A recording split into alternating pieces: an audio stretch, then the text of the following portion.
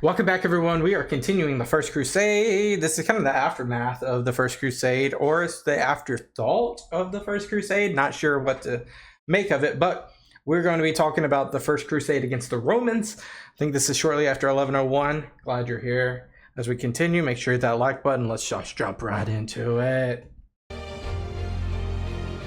However, this failure didn't dissuade all future Crusaders. In fact, the colossal failure of these expeditions only reaffirmed the legendary status of Godfrey, Baldwin and Bohemond. It also highlighted the dangers of Anatolia and incentivized the sea route, an incentive the merchant republics of Italy were more than happy to facilitate. The Crusader states themselves were never actually called that. Instead, they were referred to as Outremer, meaning land beyond the sea in French.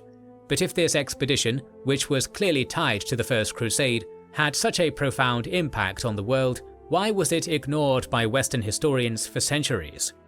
Hopefully, Why was it? It was? by now you will realize that this was a choice made for convenience, as well as an attempt to simplify the incredible story of the First Crusade. Not to mention that going forward, historians would continue to make the same mistake of numbering some crusades, even if they had a smaller impact, like the 8th and 9th, while other very important crusades, such as the Venetian and Barons, are not among the numbered ones. Yeah, it's just like the People's Crusade, I don't think was numbered. The campaign, started by what is now known as the First Crusade, is widely considered the most successful crusade in history, so it is only fitting that it was followed up by its greatest failure. In reality, both of them and the upcoming events are part of the same convoluted chapter, which we will attempt to shed some light on. Raymond of Toulouse was chosen by Alexios to act as a guide to one of the large groups, and ultimately managed to save his life and sail to Constantinople. From there he sailed to Antioch, seeking to rejoin the struggle for power, but was imprisoned by Tancred. Dang. Bohemond's nephew only agreed to let the old man go after he swore that he wouldn't attempt to conquer any land in the Levant. Raymond then proceeded to conquer a piece of the Levant for himself. That's funny. Promise you, I'm not going to conquer land. Alright, sounds good. Here. Good. Alright, I'm gonna go conquer some land. But only this time he did do it on Alexios' behalf. Yes, this is not a typo. Raymond, who was the only major leader who refused to bend the knee to Alexios in 1095, was now laying siege to Tripoli, aided by 10 Byzantine ships which blockaded the city. The enemy of my enemy is your friend. The defences of Tripoli were formidable, so he proceeded to build a castle overlooking it, called Mons Peregrinos, or Pilgrim's Mountain, with the help of Byzantine engineers. His minuscule army of 300 knights managed to capture Tortosa and Gibelet, but the defenders of Tripoli refused to surrender. In the meantime, the survivors of the Crusade of 1101 had made their way into the Holy Land and were regrouping in Jaffa in the presence of King Baldwin in 1102. That was when scouts gave him reports of a small Fatimid army moving to their position. Baldwin feared and respected the armies of the Seljuks and Aleppo, but after the victories in Ascalon and Ramla, he was well aware that the more stationary Fatimids, who used a mixed force of Arab and Berber cavalry, supported by Sudanese bowmen, were easy to break using the traditional Frankish tactics. And so the King of Jerusalem rode out to meet his foes, accompanied by no more than 200 knights. To their dismay, they wouldn't meet a small force, but a 20,000 strong host. That's a 100x. That's literally 100x. Led by Vizier al-Afdal's son, Sharaf al-Ma'ali. So they got destroyed or routed, right? The Crusader army fled to the nearby city of Ramla and barricaded themselves in its single tower. The situation was hopeless, and in the cover of night, Baldwin, his scribe, and a single knight escaped, leaving the rest to their fate. In the absence of their king, the remaining Crusaders said a prayer and charged out against the besiegers. There were no survivors. Well, obviously. Many knights and notable nobles were among the casualties, including powerful nobles like Hugh of Lusignan, Stefan of Burgundy, and most importantly, Stefan of Blois. Dang, Baldwin did them dirty. What do you guys think? I think Baldwin did them dirty. He knew what was going to happen. And who abandoned the Crusaders in the Siege of Antioch. Why couldn't they all fled? The Fatimids then went to Jaffa, a crucial stronghold where the Queen of Jerusalem resided, and laid siege to it. There they employed a very deceptive tactic, as they grabbed the corpse of one of the fallen knights, mutilated its body, and paraded it in front of the walls of Jaffa. Sharaf wanted to weaken the garrison's morale, pretending to have killed Baldwin, and the trick worked. But just as the defenders were getting ready to surrender, the king returned. Baldwin, who had made his way to Arsuf and boarded an English pirate ship, now ran through the Fatimid blockade, while Uav Fucon Beg and 80 knights broke the lines near the coast. Once inside, Baldwin assembled a force of 8,000 and charged at the Fatimids, scattering their siege lines and forcing them into a full retreat. Wow. In 1103, the close call was followed up with more successes for the Crusaders, as Tancred sacked the city of Al-Muslimiyah, taking many Muslim captives and ransoming them back to Aleppo. He had also managed to secure the Byzantine cities of Tarsus, Edana, and Mamistra, and in that very year. So they're taking back the territory that Alexios reclaimed from when they reclaimed in the Sicilian area. So now the Principality of Antioch is directly at war with the Byzantines. Bohemond's ransom was paid, and he was released from Danish-mended captivity. Bohemond then proceeded to attack Kefar-Latha, but was repelled by a resilient Banu tribe. Despite this minor setback, trade with Genoa, Pisa, and Venice was flourishing, and each of them soon had their own quarter in every major Crusader city. However, things started to change for the worse for the Crusaders in 1104. It all started with Baldwin of Bourges, ruler of Edessa, who laid siege to the city of Haran. The influential Crusader needed aid and requested assistance from both Antioch and Jerusalem.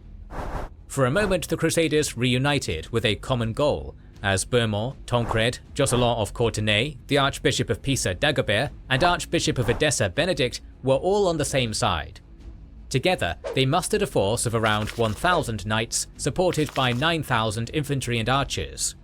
This unity would not last, as the Seljuk rulers of Mosul, Jekemish, and of Mardin, Sokman, launched an attack on Edessa with 7,000 horse archers, hoping that it would force the Crusaders to lift their siege. Indeed, both armies lifted their siege in order to meet at the Battle of Haran in 1104. The Crusaders were so rushed that Baldwin and Bohemond didn't even wear their armor. Oh, I hope you guys are in the back.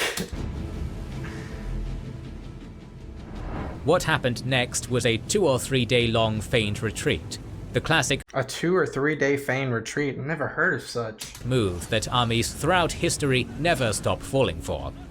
The Crusaders from Edessa were positioned on the left, while the Well, it's hard not to fall for something, especially when in the same historical timeline, thousands of examples have happened of finishing off your enemy as they flee. It's just like, you just got to make that judgment call. Are they actually fleeing? those from Antioch took the right in a loose formation that kept changing as the days passed. The chase began near the city of Rekka and continued until Haran, a distance of just over 100 kilometers. The Crusaders were decisively crushed, with Joscelin and Baldwin of Bourges captured, while Bohemond and his nephew barely escaped. This was another decisive defeat, which stopped the seemingly unstoppable momentum of the First Crusade. This defeat cost Bohemond so many men that almost instantly, the cities Tancred fought so hard to take from the Byzantines rebelled and flipped to Alexios. Cilicia was lost, but even worse, the harbour of Laodicea was taken by a Byzantine admiral. Yeah, you can see that the Byzantine Empire is preying upon the some of these crusaders to do the dirty work for them, and now they're just swooping in. Well, this is after the fact. This is after rebellion and Furthermore, Bohemond barely held out in the city's citadel, knowing that his days were numbered. He was well aware that unless he gained reinforcements, his cause was hopeless, especially with his lifeline to the west now being cut. Only a few weeks after the battle, Baldwin of Jerusalem managed to take Acre with the help of the Genoese and Pisan navy, putting even more pressure on the Prince of Antioch to act. As we covered earlier, in 1081, Robert the Fox Guiscard and his son Bohemond launched the first Norman invasion of the Balkans. That's a really crazy. They just opened a portal into the past, right? That's cool. I like that. Giving Alexios his first test merely months after he took the throne. Together they took Larissa and won several major victories. Alexios proved to be more cunning and outmaneuvered Robert, forcing him to leave a young Bohemond in charge, who the emperor then beat.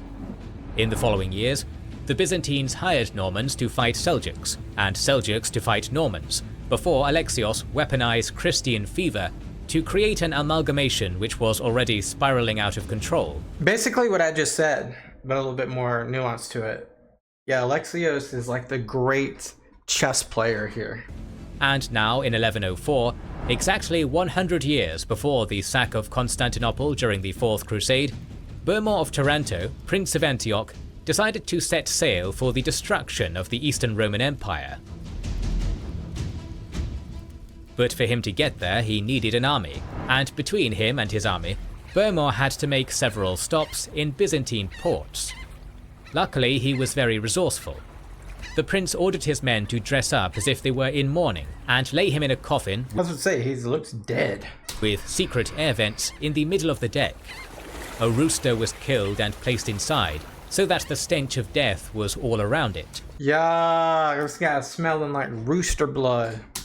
Whenever they set anchor in a trade port, they would loudly announce the death of Bohemond, the scourge of the empire. This ruse went on for a while, but then, just as they were about to set out from Corfu, Bohemond revealed the truth and sent Alexios a letter, which Anna Komnena describes in great detail. "Over time your empire has learned what sort of man I am, my courage and firm resolve as an adversary. When I turn my luck around, God knows I will not leave unavenged those woes I have suffered. Ever since I marched across Roman lands and took Antioch and enslaved all Syria with my spear, I've suffered much pain because of you and your army. Hope after hope has been dashed, and I've been tossed into thousands of calamities and barbarian wars. But now here I am. Know that though I was dead, I have arisen, returned." Oh, he's trying to martyr himself, but also reap the benefits of being alive? "Turned afresh, slipped through your hands.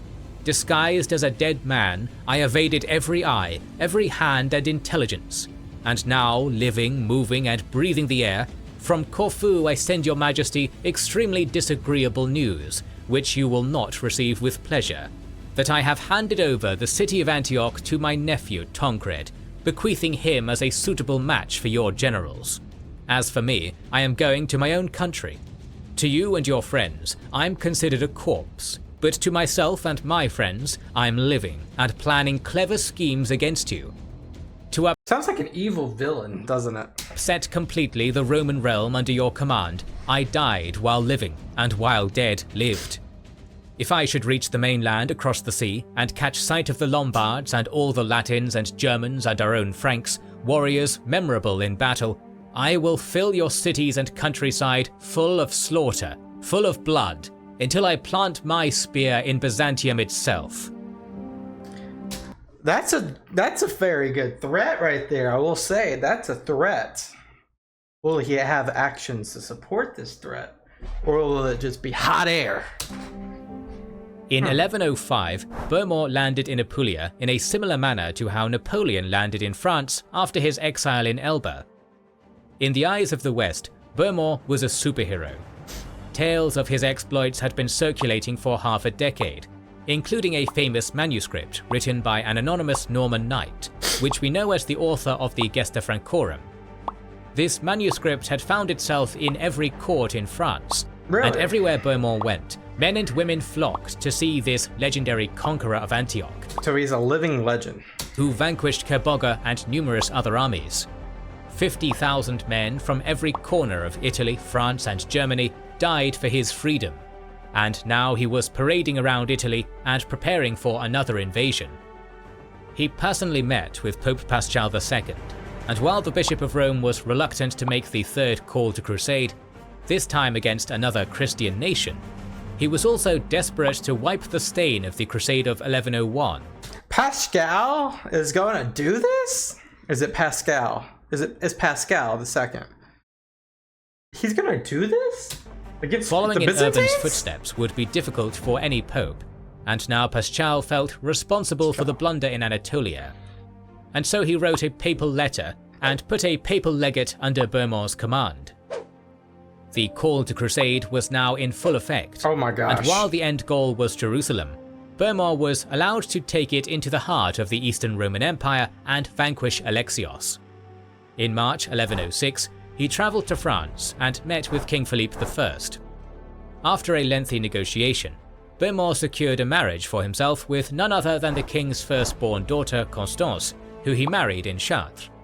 He even arranged a marriage between Tancred and another French princess, Cécile. The Prince of Antioch now had the funds, connections, manpower, papal decree, and motivation to complete his task, but he didn't rush it. He carefully planned his invasion for over a year in Italy while training his men, building his fleet, and spending time with his already pregnant wife. On the other side of the Adriatic, Alexios was also not idle.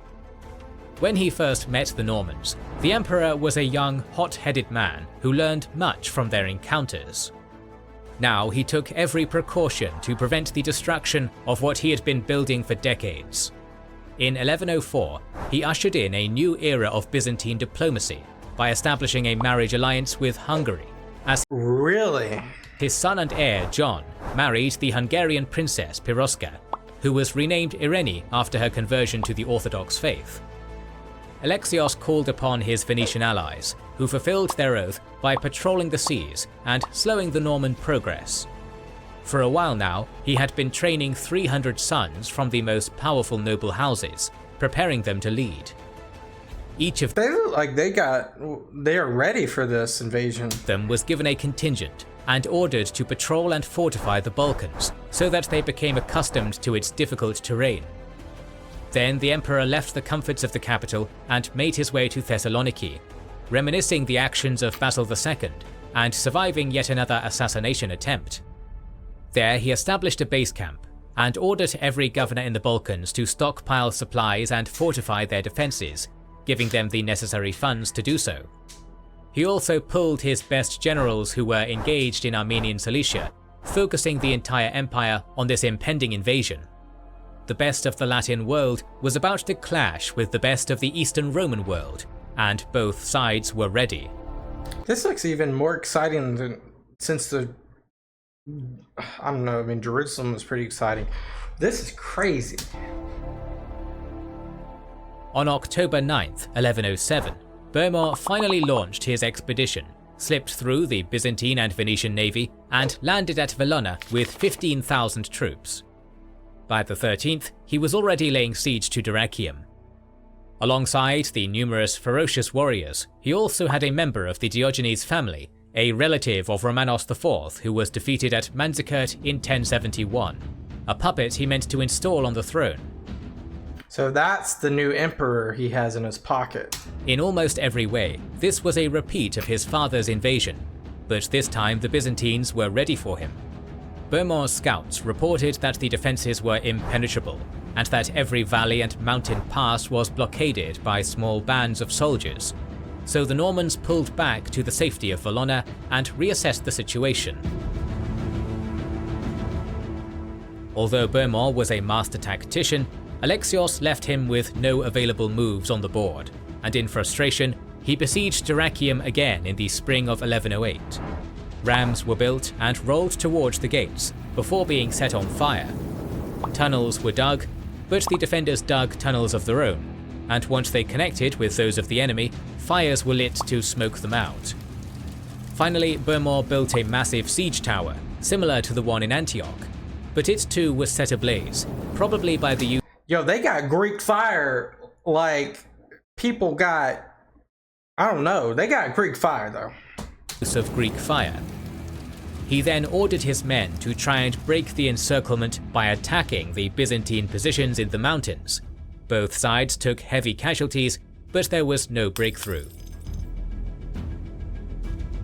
As time went on, resources became more scarce.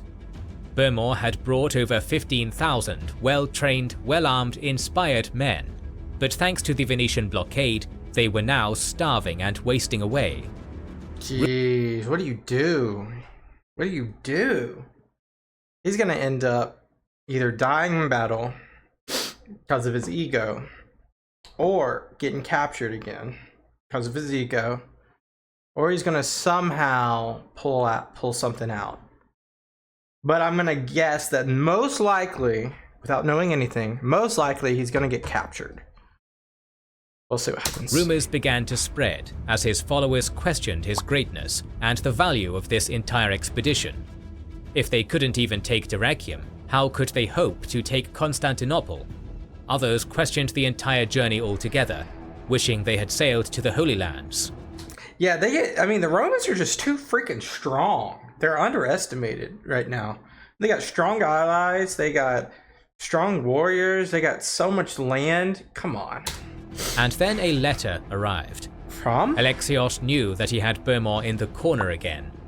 The fact that the emperor wrote a letter promising lands, titles, and riches to all those who defected to his side was to be expected at this point. However, he did something else, which was brilliant. He wrote the letter as if it was a reply. This clever act of deception made it seem as if the Norman leadership had already asked the emperor for these gifts in return for them changing their allegiance, and as a result, rumors and paranoia spread throughout the camp, alongside the diseases which were becoming rampant. Bohemond didn't fall for it, but many did, and after months under immense pressure, the most legendary figure in all of Christendom walked over to the imperial tent near Devol unarmed. If it were any other Byzantine emperor, Bohemond would have been imprisoned or even killed on sight, but Alexios chose to show mercy and treated him with humility. Wow. Together they discussed terms and signed the Treaty of Devol, the ultimate triumph which Anna recorded in great detail since her husband was present during the negotiations. That shows a lot of respect. He respected Bohemond a lot, and he recognized that by not doing anything. I mean, Alexios, I'm starting to like Alexios, guys. I don't have reasons to hate him or not like him yet, at least from what I've seen. He's the great chess player, I will say that. Later, she even took it out from the imperial archives while writing her Alexiad. The lenient terms allowed Bohemond to keep Antioch and be its governor as a vassal to Alexios. Because he needed a governor, and he needed a strong governor to hold back that side of Cilicia. He needed that, and he has one now. He was even given the titles of Sebastocrator and Dux, which like, came with whatever a nice titles you salary of want. 200 talents.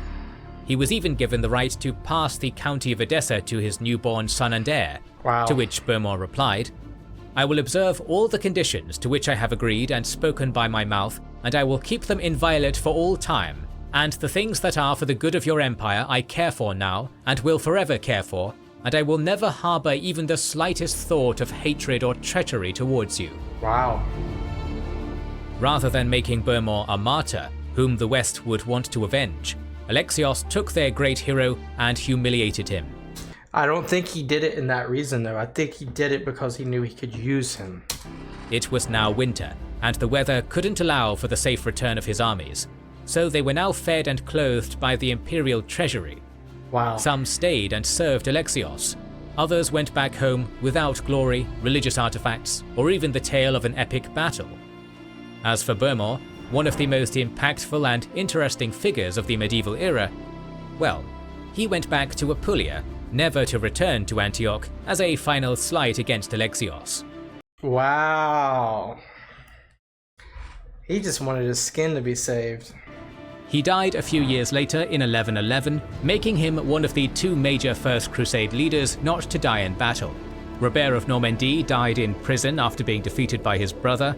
Raymond, Godfrey, Hugh, Robert of Flanders, Baldwin, and even Stefan all died in battle, and the great Bohemond, who was the main reason they even made it to Jerusalem, died as a humiliated and failed old man. After a drawn-out civil war that depleted most of its manpower and resources. That's where we'll stop today. We got 2 more episodes of the First Crusade. This was part 15. Really interesting to kind of see what's transcribed since then. Not scribed, you know what I'm talking about. Transpired.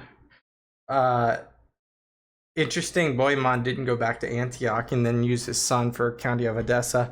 I think he thought that maybe Alexios would betray him and get him assassinated. Who knows what he thought. Alexios is so skilled at maneuvering diplomatically, though. I got to give it to him. Really, really well. He's a really good diplomat. He's a really good diplomat from what I've seen. Look at all the territory they've gotten back via the Crusaders, via him, and he's held it together so far. Thank you guys so much for watching. We got 2 more, so make sure you're subscribed to see those in the future. I will see you guys next time. Peace out. Bye-bye.